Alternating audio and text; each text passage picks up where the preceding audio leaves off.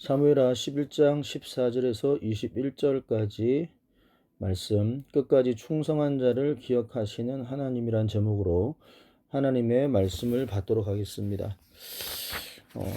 하나님의 마음이 합한 자 다윗이 하나님께서 주시는 은혜와 축복, 승리 가운데 그는 점점 변질되어지고 또 게을러지고 넘어지는 것을 우리가 지금 말씀을 통하여 살펴보고 있습니다. 특별히 암몬과의 전쟁 가운데 다윗은 자신이 직접 출정하지 않고 군대 장관 요압을 보내 전쟁을 치르게 합니다. 그리고 본인은 왕궁에서 게으른 하루하루를 보내고 있었습니다.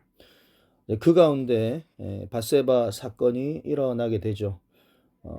우연히 왕궁 옥상을 거닐다가 한 여인이 목욕하는 것을 보게 되었고 정말로 아무 생각 없이 그렇게 왕궁을 거닐던 다윗은 사단의 미끼를 어떻게 보면 물게 된 것이죠.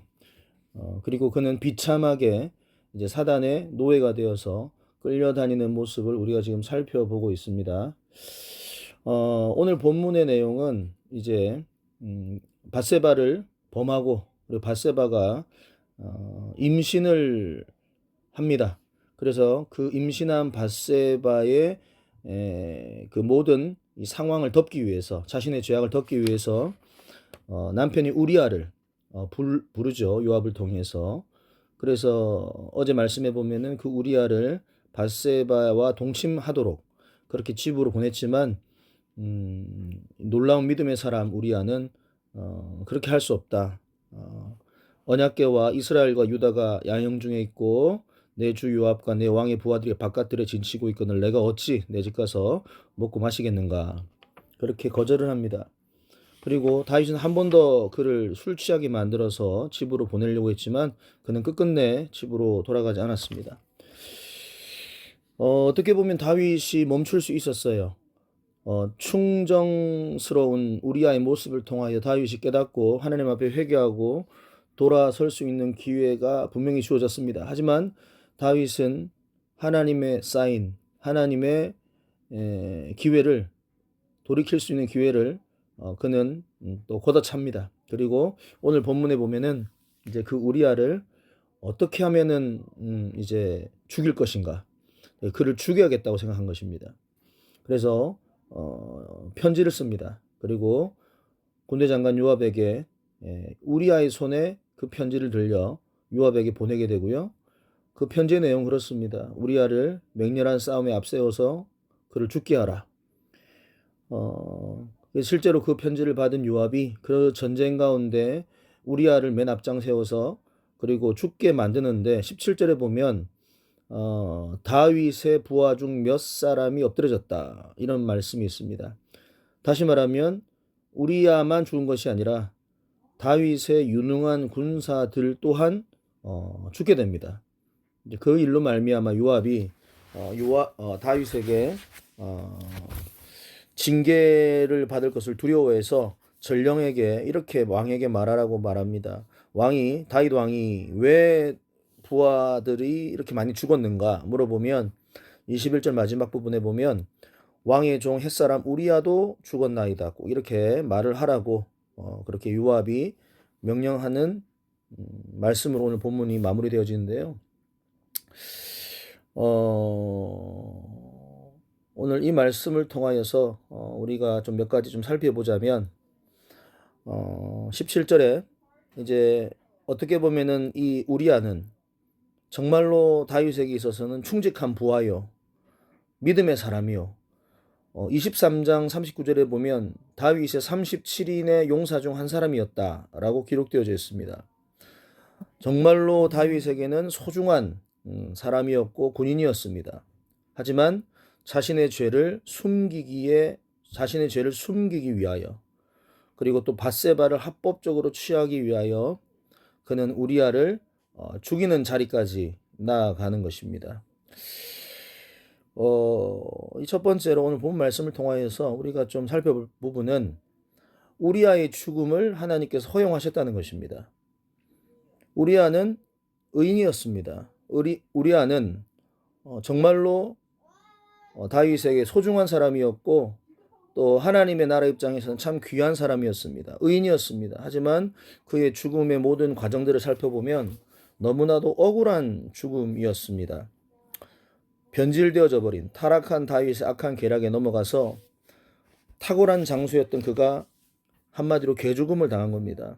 그런데 놀라운 사실, 하나님께서 그의 죽음을 막지 않으셨다는 겁니다. 억울한 죽음을 당하는 상황에 어떻게 보면 하나님께서 개입하셔서 그를 살려주시는 것이 우리의 상식이고 우리가 원하는 바인데, 하나님께서는 그렇게 상황을 만들어 가시지 않으셨어요. 여러분, 이 세상의 일들이 우리 모든 상황들을 바라볼 때에 의인이 고통당하는 현장들을 우리는 너무나 많이 봅니다. 그 상황이 도저히 이해가 안 될 때가 많습니다. 정말로 믿음으로 살아가고 하나님을 사랑하며 끝까지 견디며 살아가는 수많은 의인들이 억울한 고통, 억울한 죽음을 참으로 많이 당합니다. 그때 하나님께서 나타나셔서 그 모든 상황들을 막아주시면 좋을 것 같은데 대부분의 상황은 그렇게 하시지 않으세요. 예를 들어 볼까요? 북한의 김씨 일가의 독재, 예수 그리스도를 믿는 자들을 잡아서 고문하고 죽이고, 지금도 수많은 지하교회 성도들이 예수 그리스도를 믿는다는 그 이유 하나만으로 아우지 단강으로 끌려가고 순교를 당하고 있습니다. 사도 바울도 마찬가지였습니다. 복음 전파하는 가운데 끝끝내 그는 순교를 당했습니다. 이슬람 정권 가운데도 지금도 수많은 기독교인들이 핍박을 당하고 죽임을 당하고 있습니다. 그리고 오늘 이 시대에도 믿음으로 살아가려고 하는 수많은 하나님의 사람들, 하지만 그 사람들이 오히려 불신 가족들에게 핍박을 받고 또 배우자에게 고통을 당하고 가족들에게 어려움을 당하는 너무나 안타까운 경우를 우리는 보게 됩니다. 그리고 그렇게 믿음으로 좀 살아가면 하나님께서 그의 건강은 좀 책임져 주시면 좋겠는데, 또 건강에 어려움 있는 자들이 너무 많아요. 또 경제적인 위기의 가운데 빠져서 고통당하고 있는 믿음의 사람들이 너무 많아요. 그래서 우리가 인간의 지혜로 이 모든 상황을 해석하기가 참 어렵다. 너무 이해가 안 된다. 그런데 우리는 알아야 됩니다. 반드시 이 사실을 알아야 됩니다. 뭐냐? 우리가 이해가 안 되는, 억울하게 의인들이 고통당하고 순교를 당하고 하는 이 모든 상황들이요, 하나님의 때가 되면 반드시 하나님께서 알게 하신다는 겁니다. 예수 그리스도의 십자가를 한번 생각해 보십시오. 예수 그리스도께서는 억울한 고통, 누명, 모욕, 매맞음, 그리고 십자가에서 못 박혀 죽으셨습니다. 어떻게 보면은 너무나도 안타깝죠. 왜 예수께서 저런 고난을 당하셔야 되나? 왜 예수께서 저렇게 어려운 시간들을 보내셔야 되나?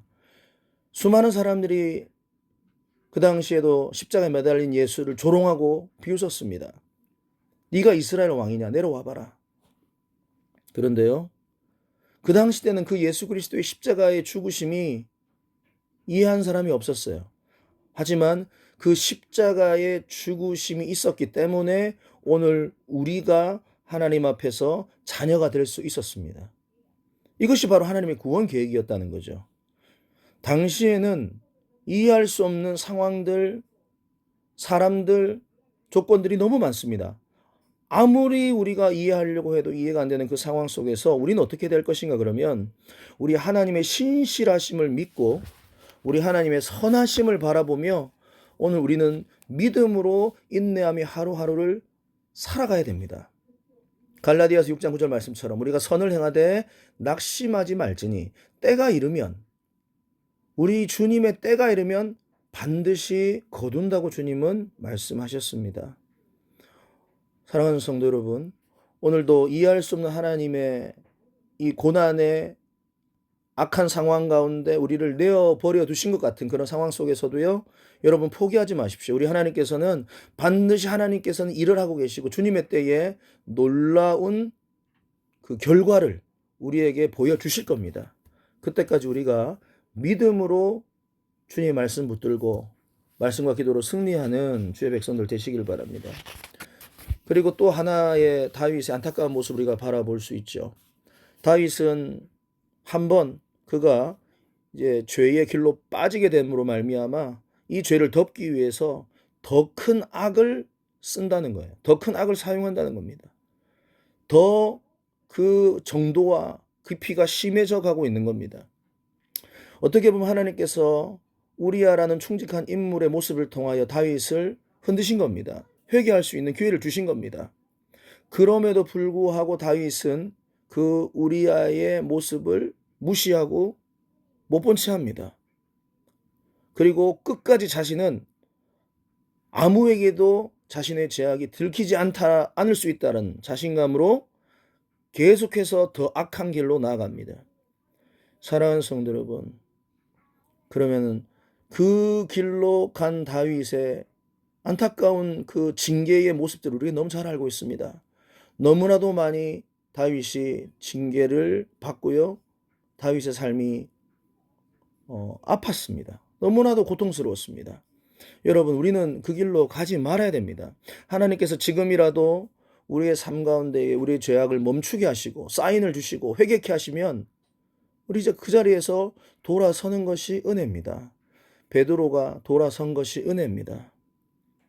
사랑하는 성도 여러분, 혹시나 오늘도 죄 가운데 또 하나님은 우리가 사람을 속일 수 있어도 하나님을 속일 수 없는데 하나님을 속이려고 우리가 오늘도 그렇게 이중적인 삶으로 죄악 가운데 계속해서 우리가 길을 나가고 있다면 오늘 그 죄악의 길을 멈추시고 주님 앞에 눈물로 회개하시고 돌아서서 여러분의 삶 가운데 참된 자유와 기쁨과 은혜를 회복하는 그런 우리 귀한 성도님들 다 되시기를 바랍니다.